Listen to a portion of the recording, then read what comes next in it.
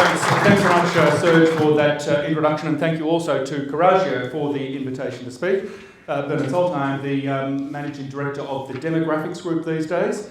So I moved on from the KPMG Partnership 4 years ago, took some staff, set up my own business, did pretty much what everyone here has been doing, probably not anywhere near your scale, of course.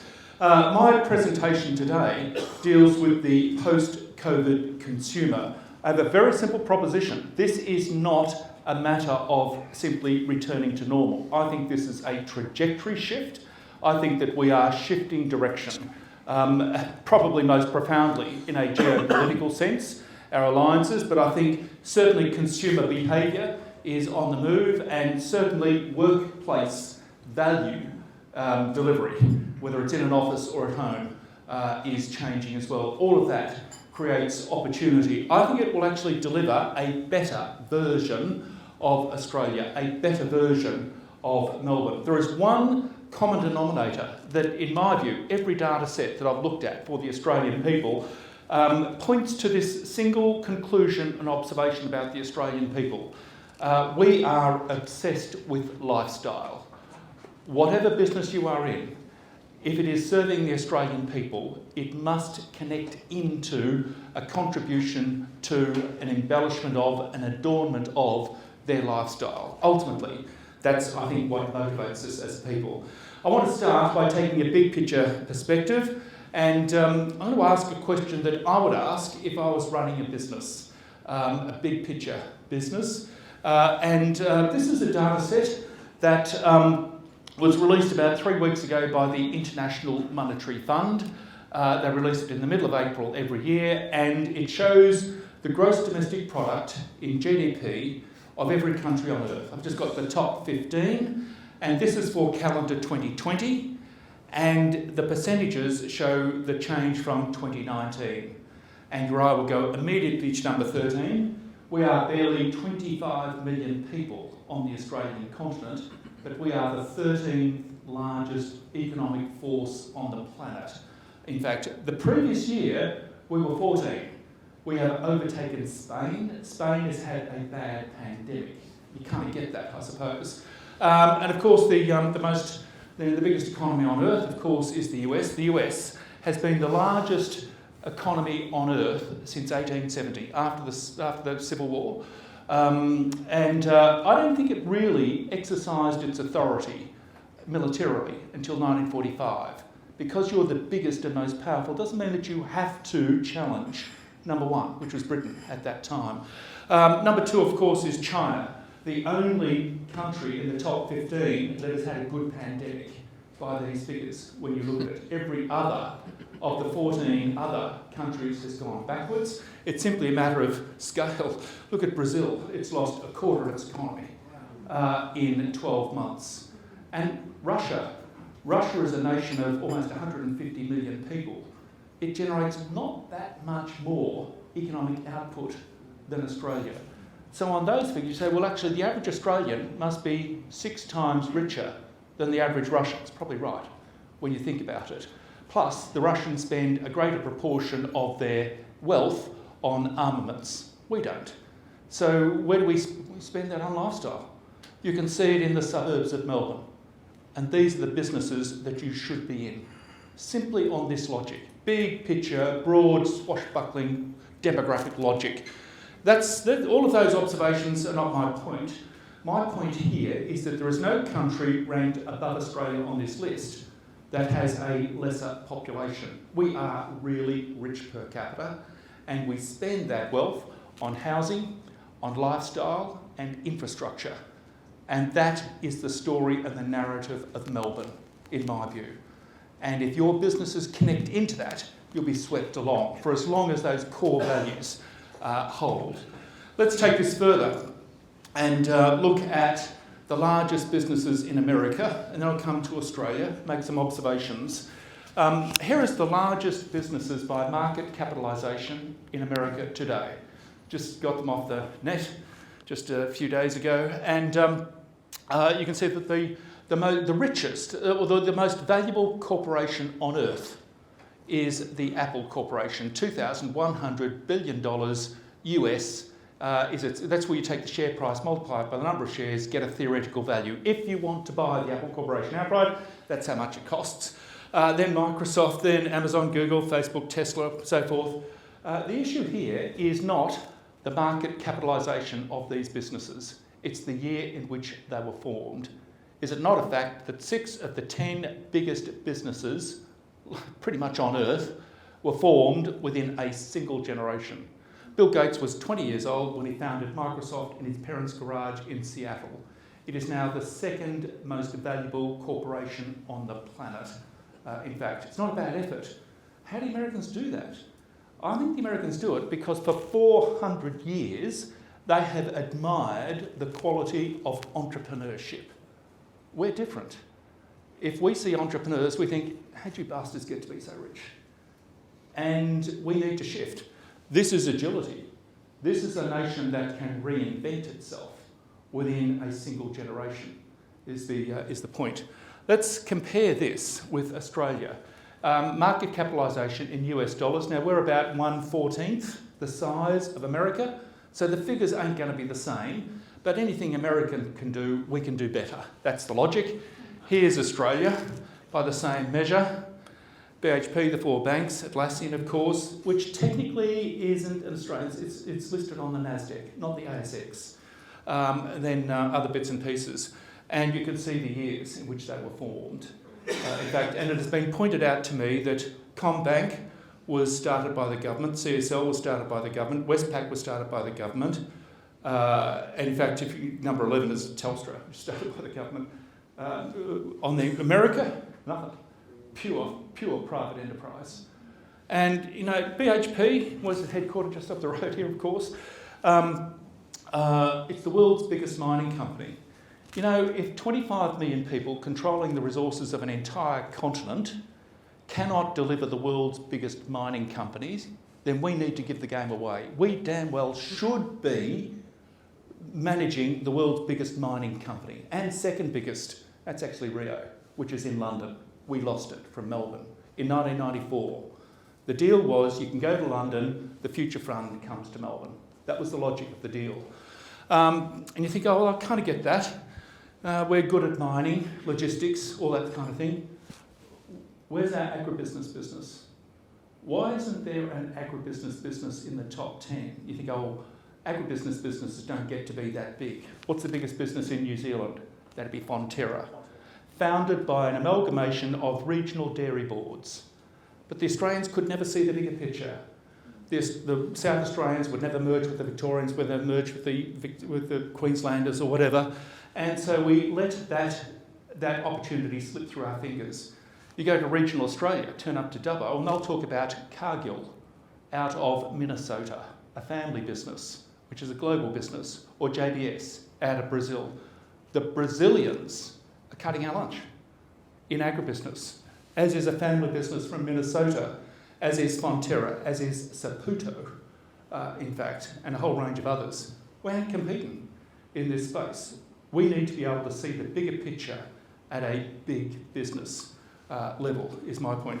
The other point about this, you know, in terms of resentment of success in Australia, when was the last time we appointed an Australian of the Year from the business community, not for their benevolence, but because of their ability to create a commonwealth for the Australian people, to employ people?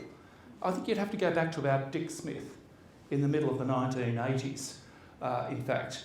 And I don't think we will never appoint an Australian of the Year from the business community for their ability to create wealth, because the logic of, how'd you bastards get to be so rich? That, to me, is where we need to shift. We need to shift common values, the way the Americans actually admire entrepreneurship. That's a shift that I think we need to embrace. Let's go forward and look at the world that the diggers left 100 years ago. How good are we at recovering from catastrophe? Here's a photograph of a fashionable couple promenading, I think you would call it, 1915. This was the world that the diggers left. And you know, he has a top hat. So they're straight out of the 19th century, really. In the First World War, we lost 4 so 60,000 men out of a population of 4 million. And then we back that up by losing 15,000 people in the Spanish flu. That's 75,000 people out of 4 million people in 5 years. That is a catastrophe. My God, what did the 1920s look like? Well, here is another photograph just 10 years later, and it's a photograph of Douglas Fairbanks and his wife Mary Pickford, silent movie stars. And there's a joie de vivre about this. They aren't unhappy, they are celebrating life. And I kind of get that. If you've spent 5 years staring death and destruction, eyeball to eyeball, what would you want to do on the other side? You'd want to celebrate life. Gone is the top hat, in has come the straw boater. Have a look at the cut of Douglas Fairbanks' suit. You could almost wear that suit today. Although that might be just my fashion sense perhaps. But again, there's an entrepreneurial energy that came out of that period. Commonwealth Serum Laboratories and Qantas was founded and Woolworths was founded. Have you ever seen the Charleston dance danced? There is a market on the other side of catastrophe for pure celebration, joie de vivre. I spent, like you, 115 days in lockdown in Melbourne last year. What did we Melburnians want to do in November when the Ring of Steel came? Got out there and just want to get everything behind us, recreate, rebuild, procreate, create a better version of what was there.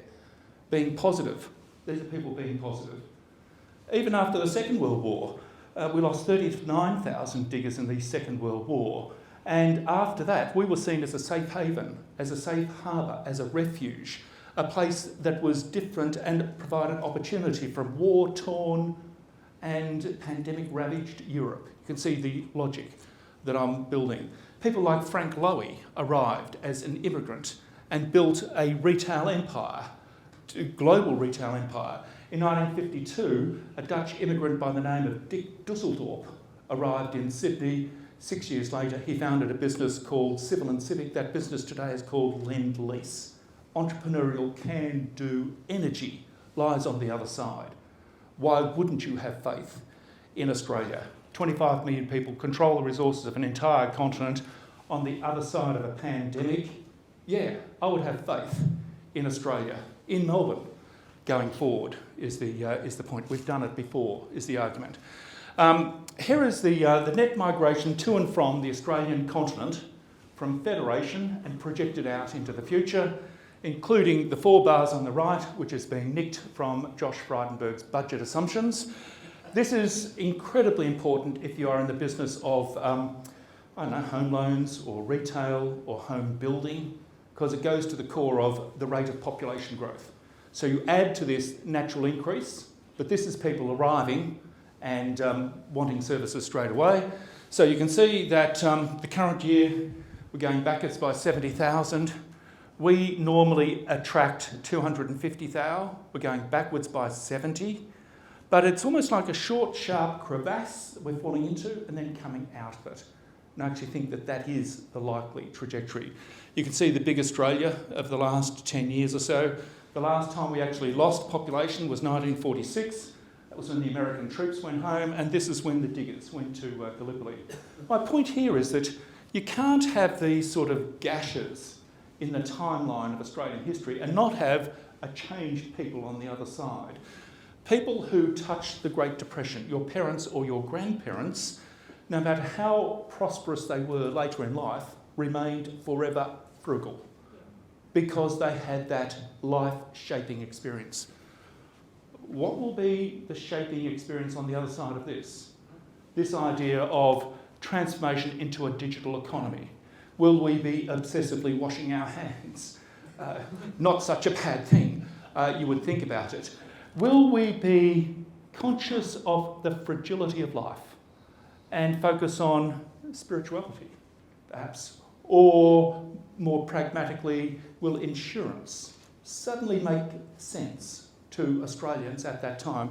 What I'm saying is you can't have that red bit and just go back to normal on the other side. There is a different Australia. What does that look like is the question.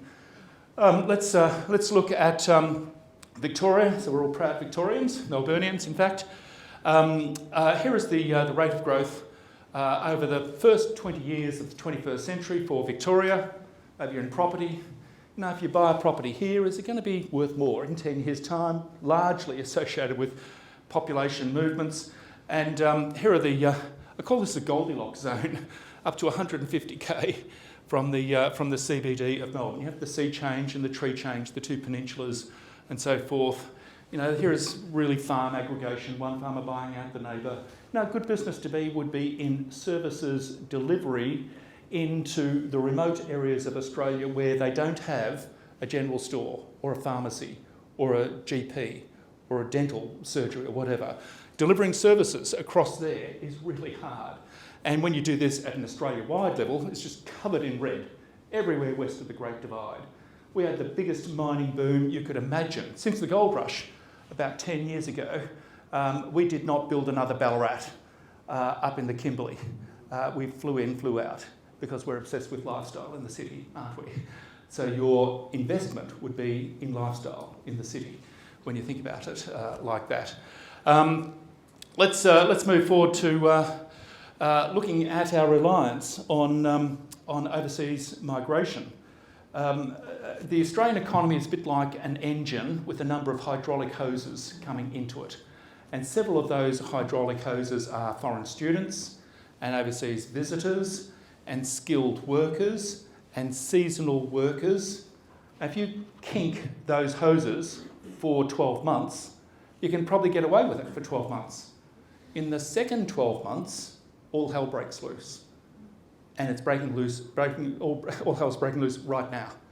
And it will get worse and worse and worse. The business to be in right now, is in skills development and training, upskilling, reskilling, and finding little pools of talent and labour and connecting them from there into there. I don't know how to do that, but there will be people in this room that do know how to do that. And when you look at this, here is Melbourne between the last two censuses, just as at 2 points in time, 2011 to 2016, Melbourne added 190,000 people to its workforce in net terms. And what's about 45,000 every year added to the workforce. About 60,000 came from somewhere on the Australian continent, but 70% came from overseas. We've kinked that hose. What do you think the demand will be for talent, skills and training in Melbourne over the next 12 months? It's going to go ballistic. It is the number one topic of every phone call I am taking in the last 12 months, in fact. So that's Melbourne. There's regional Victoria, not quite as dependent, and then Australia. But Melbourne is very similar to Sydney. And Canberra is at another level all again, and Karratha is stratospheric in terms of you'd actually pick. And least exposed is places like Taree and Victor Harbour.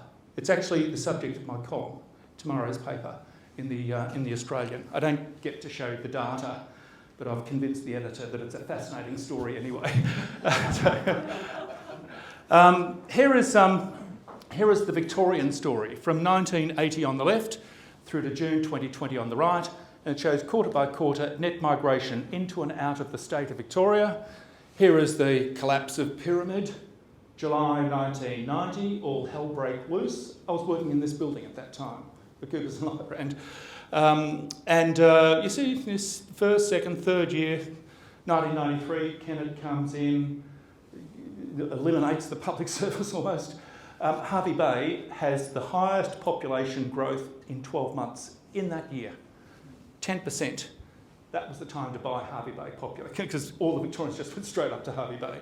And then recovery, all that sort of thing, then Big Australia, and then the outflow. This is to June of last year.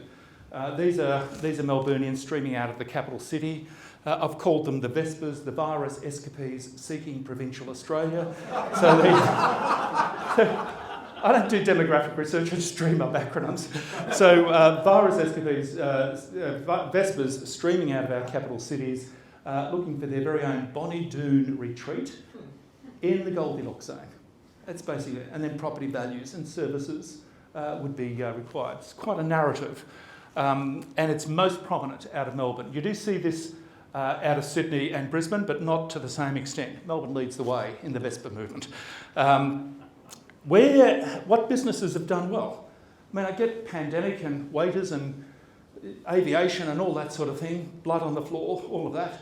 But there must be some businesses that did well. Someone prospers out of a pandemic. Who is that? The ABS measures this. 450 different jobs. They measure the number of people in that job in February 2020, February 2021, subtract one from the other, and this is what pops out. So the places where most job growth, 34,000 jobs for store persons were created in 12 months. Transportation, distribution, warehousing, logistics. Drive out to Noble Park, drive out to Dan End, drive out to Truganina. You will see those warehouses. We might not be going into shops anymore. So commercial retail property but industrial property would be a business to be in when you look at it like this.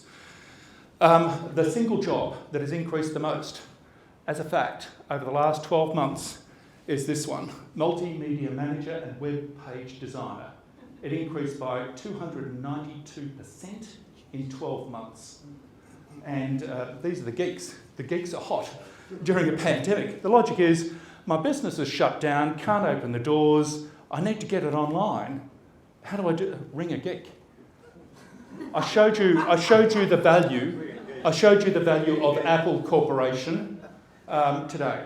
$2.1 trillion. 12 months ago, $1.3 trillion. $800 million US in market capitalisation in 1 year. I reckon that is about 2 billion per week, I would have thought, just in market value. Because a pandemic is good for technology. It's good for geeks. You need to be in the tech business, is the point. Or in logistics, or in technology. Health and medical, kind of get that. I mean, health and medical going gangbusters anyway. Pharmacists, 14,000 pharmacists come out of retirement, coming out of family leave, coming out of other sectors, of course. And in agriculture, nothing to do with the pandemic, everything to do with the drought-busting summer rains that we've had in January of last year. Go to the regions, they are blooming, they are greening, they are brimming with pride and with self-confidence, bidding up property values. The delivery of services into that Goldilocks zone outside Melbourne would be a place to be. Here is the number of people added to the Australian continent for 100 years. 1960 on the left, 2060 on the right. This is not the total population added to Australia, it's the population added to the 15 to 64 demographic. The 15 to 64 demographic buys consumer goods, they take out loans, they reproduce, and they pay tax. This is the gut, the engine, the piston that delivers our prosperity as a nation. And it's maybe 150,000 per year through natural increase, through overseas immigration. Here is the future. And so that's probably about 100,000. We're going through a baby bust. If you accept there was a baby boom in the 1950s, there must be a baby bust in the 2020s. So every worker, still growth. In Japan, this actually goes negative. But Australia, being Australia, it's about 100,000. It's not 150,000. So we kind of need to get more bang per buck per worker. So we need more productivity. How would you do that? Digital transformation, automation, robotics, mechanisation is how you would do that. That's a business that you should be in, somehow. It's inescapable. The baby bust applies to Australia, it applies to America. It happened in Japan in about 1996. You can actually see the trajectory that we are on, in fact. So more bang per buck is the point. Here is a report. This data I actually released in a report that I did for Xero, the accounting software. It's about 3 weeks ago. It's a public document now called Xero Boss Insights 2021, and it uses a little-known data set, but I love it. It's called Business Count. It counts every ABN on the Australian continent that is operational by postcode and by industry and by employment number. What this says is there are, 13 million workers on the Australian continent. There are 2.5 million businesses, including yours, family businesses or whatever. 1.5 million of them employ no one. These are plumbers or electricians or carpenters or farmers or geeks who run their own business, in fact. And they are indestructible. You can throw a pandemic at the Australian business community, and which one will actually rise? Sole trade. That's because small business employing 1 to 4, the business owner could see the writing on the wall, puts people off, and he tumbles down, or she tumbles down there, and sort of keeps it going like a pilot light, working damn hard, waiting for the right circumstances to go whoosh. I think we're in a whoosh upswing at the moment. So I'd be looking for a business that delivered services into the indestructible base of the Australian business community. So, that one's a bit liable, susceptible, certainly mid-size. The previous 12 months, the top, all of those sectors were growing. Every one of them. Business growing everywhere. But when it all hits the fan, this one stands loud and proud. This is unbreakable, is my conclusion. Here is, let's just pretend there's no pandemic. What does the underlying demographics say about the future? And when we talk about the future, I'm not interested in 2030, 2040 or 2050. Talk to me as a business owner with my life, my mortgage, my family, my assets on the line. I want to know about the influenceable future. 2021 to 2025. You're the demographer. You tell me what is going to happen in Australia 2021 to 2025. Well, here's the number of people added to every single year of age between those 5 years, in net terms. Birth through the age of 100 plus. Your eye will go immediately to number 43. What this says is there's going to be 60,000 extra 43-year-olds in 5 years' time. But it's not just 43-year-olds, it's 42, 41. Well, this is that millennial generation. They're back here at the moment in North Fitzroy in their is it Fitzroy North, I think it is. I haven't even got that right. Eating smashed avocado, apparently. But these are the children of the baby boomers. It's the first wave. What this says at 60,000, it shows that if you are 43 years of age, then you are dreadfully common in Australia. The most common age group is 43. Think, what happens at, say, 35 to 43? Because we're going to go through a wave in the next 5 years. Well, life has a habit.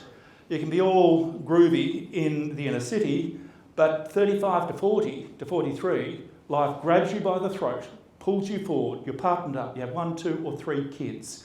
You probably had some success in the workplace, and you've got 20 years to pay back a mortgage. Time to dump the inner city apartment and buy a 3-bedroom, 2-bathroom plus Zoom room, about 10 to 15k from the CBD, or go to Ballarat, or go to Geelong, or go to Melbourne and telecommute. Or, I haven't picked up the Herald Sun today, but I think if you did, you'd find 5 or 6 pages given over to Harvey Norman. Home furnishings, home appliances, home technology. These are nesting. It's the nesting phase. That would be a business to be in at this time. Not in 10 years' time, right here, right now, because of the underlying demographics. You find this right across Australia. Here are the baby boomers up here now in their 70s. This is the Generation X, the forgotten generation. They decreased here because of the pill in the late 1960s, and they decreased here because of a contraction in overseas immigration when the Whitlam era. So they've been damaged, not damaged, but the numbers have been reduced because of those 2 events. But you've got this baby boom and the echo, a generation later, and they're going through that upgrader stage in the life cycle. You cannot get away from it. This is the underlying bedrock of the next 5 years or so. Here is probably my favourite, they're all my favourite charts, of course, it's my favourite chart. This chart shows the percentage change in GDP quarter by quarter for 50 years in Australia. 1970 on the left, through to the December quarter of last year on the right. Your eye will go immediately to the June quarter. June was down 7% on the March quarter. But then in December shot out like a rocket. Remember that idea of the crevasse in the immigration sort of coming out like a whoosh, the whoosh effect, as sole traders actually re-engage and upscale their businesses. But the point here is that there's been nothing for 30 years, 29 years. If you have 29 years of unbroken prosperity, by the end of it, you get this sort of sense of entitlement, outrageous expectation. We are no longer satisfied with a caravan holiday to the Coolangatta Caravan Park. We want a Jetstar holiday to Bali. Whereas back here, this is our parents' generation. They had different advice. Don't trust credit, don't get into debt, don't get too uppity, don't get too ahead of yourself. Good times were followed by bad. Pretty quick, smart fella. Be prepared for it. If you're not living the maximum, life to the max right now, then you're a loser. You should be out there. So it's a different mindset. And that plays out in our housing, which I'll get to. But before I do that, I want to talk about work from home. This is surely the most powerful social shift that I think is permanent that will come out of the pandemic. This is the 1996 census. It shows the proportion of the workforce working from home 25 years ago was 5%. In the 2001, 2006, 2011, 2016, it did not change. We went from dial-up to 1G, 2G, whatever G we're up to at the moment. It did not change, because if you're working from home prior to the pandemic, you're seen as a bit of a bludger. Along comes the pandemic, and it goes to 45%. Some surveys run by the Property Council, I think Dex's was, I don't know, they own this building, I suppose, 45%, and you think, well, will it go back to 5%? Because it's been that way forever. I don't think it will. I think it'll go back to 10% or 15%. Every 5 percentage points you lift it off the base, you take 600,000 commuters off the roads. Why would Australians buy into this going forward? And the reason is lifestyle. I can sell a second car. I don't need 4 suits. I can get away with 1 suit. I'm not going to spend my life living in Cranbourne and coming into 385 Bourke Street 5 days a week for a 35-year career. My baby boomer parents might have done that. I ain't doing it. There is a better model. Help them facilitate that better model is a business to be in. Interestingly, there was a census in August of this year, with the results being made available in November next year. So my prediction of a 10% proportion working from home or 15% will be tested at the census. If I am proved right, you will never hear the end of it.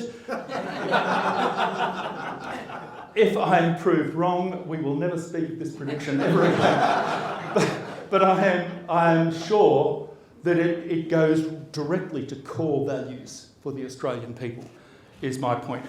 If you accept that proposition, then the home must change. That's a business opportunity. How will it change? Here is the home that many of us were brought up in, the kind of house I was brought up in, country Victoria, not the house, but the kind of house. It's a 1/4 acre block, 1,000 square metres, 3 bedrooms, 1 bathroom, mum and dad, 4 kids. Dad works, mum's a housewife, 2 kids, bunk beds per bedroom. So if you were to visit Grandma and Grandma's house back in the 1950s, you go up the pathway onto the porch, it's called the porch, and then you turn right into the lounge room. The lounge room was a modern incarnation of the parlour. The parlour was the good room. The good room was where you entertained guests and suitors. Suitors never got near a bedroom back in the 90s. It is very different today, I can tell you that. Then off to the side is a mahogany side stand with a silver tea service. And the purpose of that is to showcase the wealth and prosperity. Here are our values. Ducks on the wall, the whole shebang. Parodied, of course, by Edna Everidge, out of Melbourne, in fact.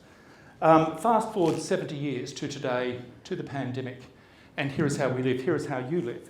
It's not 1,000 square metres, only 600 square metres, but it is 4 bedrooms, not 3 bedrooms, it's 2 bathrooms, not 1 bathroom, it's 2 income earners, not 1 income earner, and it's 2 kids, not 4 kids. If you were to visit this house, your house, out in the suburbs of Melbourne. Then you would go down the entry. The idea is not to have a good room at the front. You want to drag them right through your house to showcase your wealth and prosperity along the way, in fact.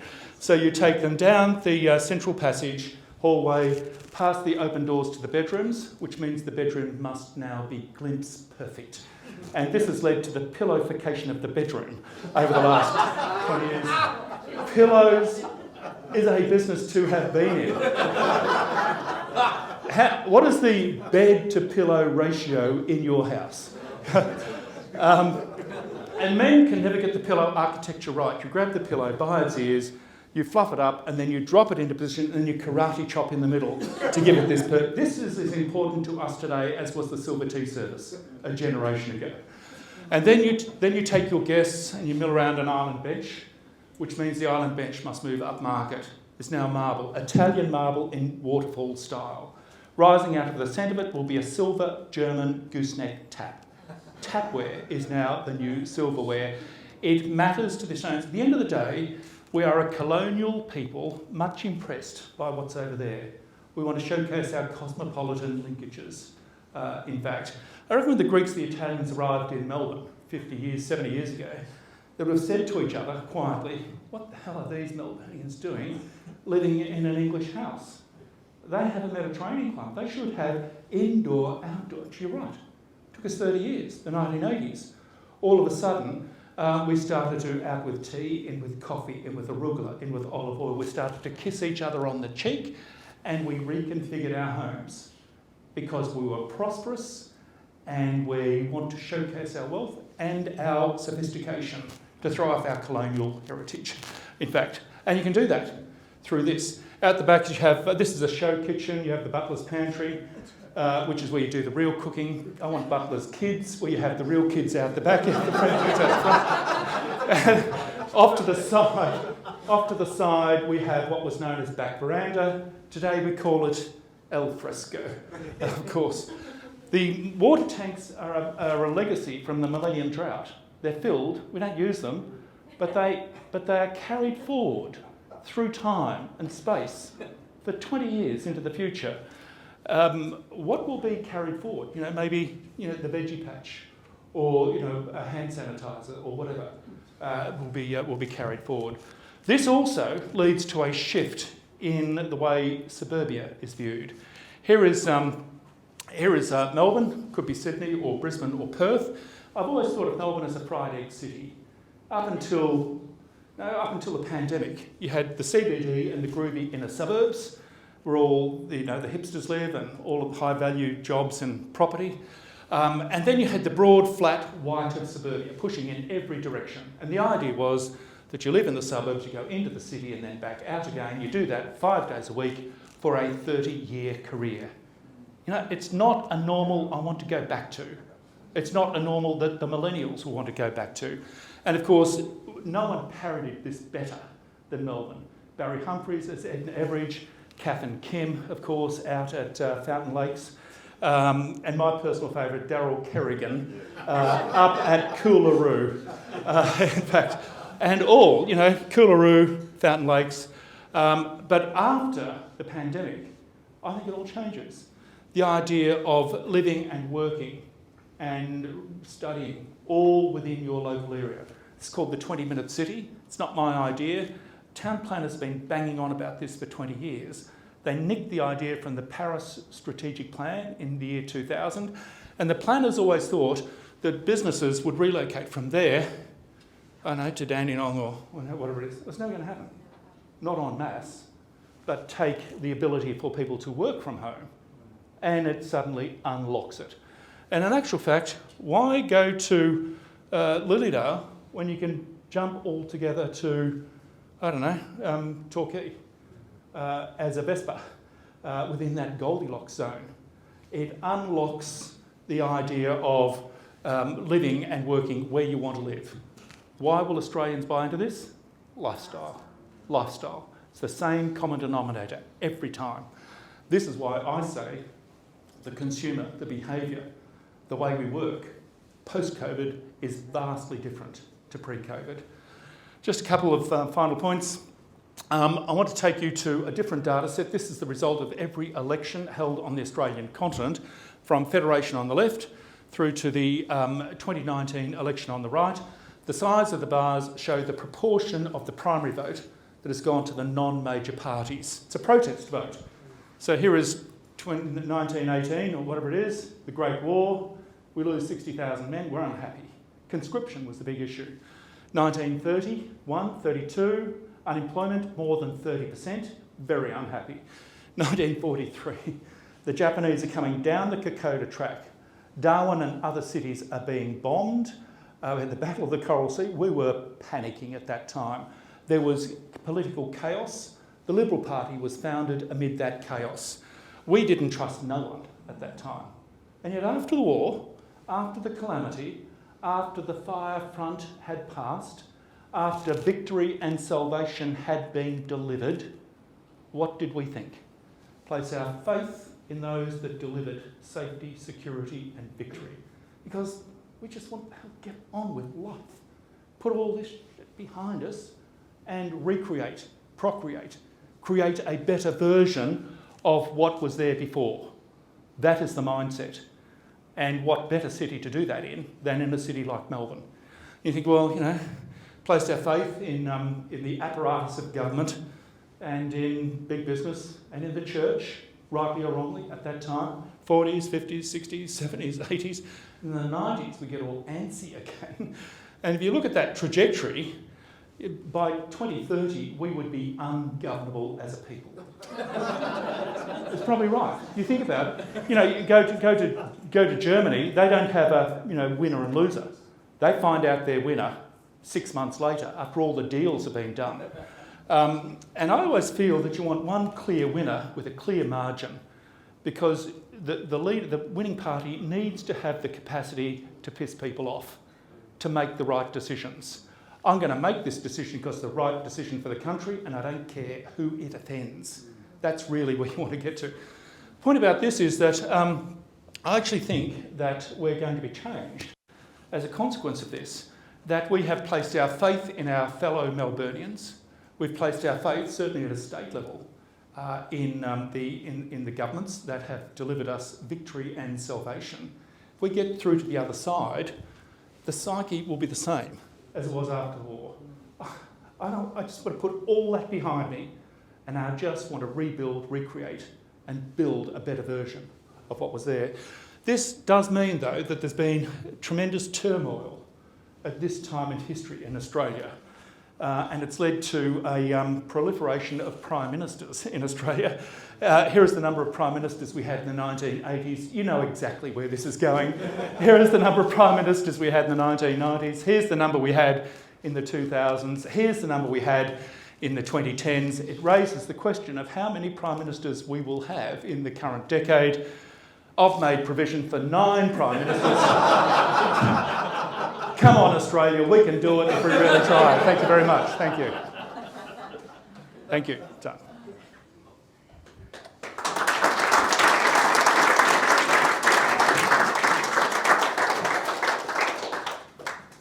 Ladies and gentlemen, that's about as good as it gets. Is there any questions? We've got time just for a couple.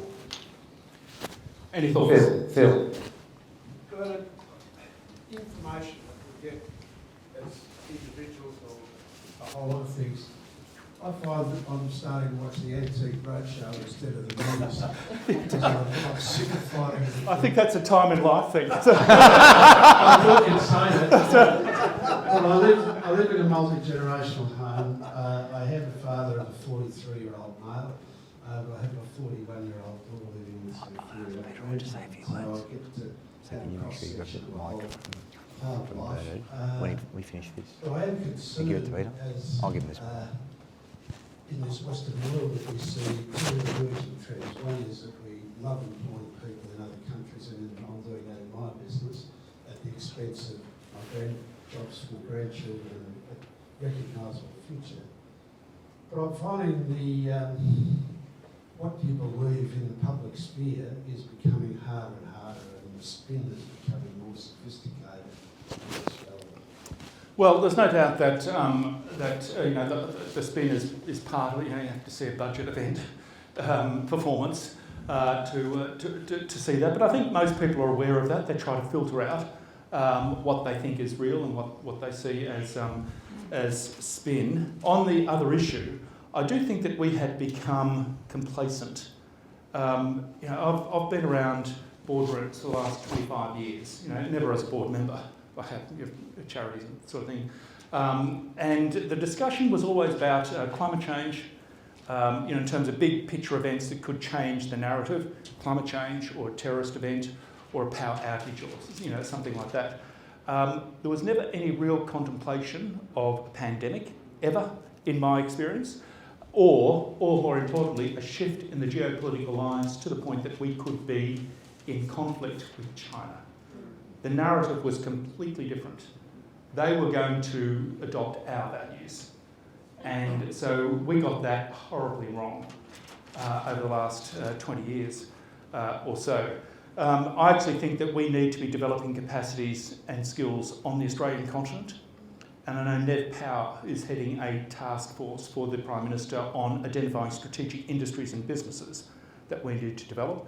But I also think we got complacent with regard to training. It's always easier to get a data scientist from Bangalore than actually to grow them locally. And I think that we are now shifting that focus. The next 12 months is going to be an absolute frenzy in terms of getting access to skills.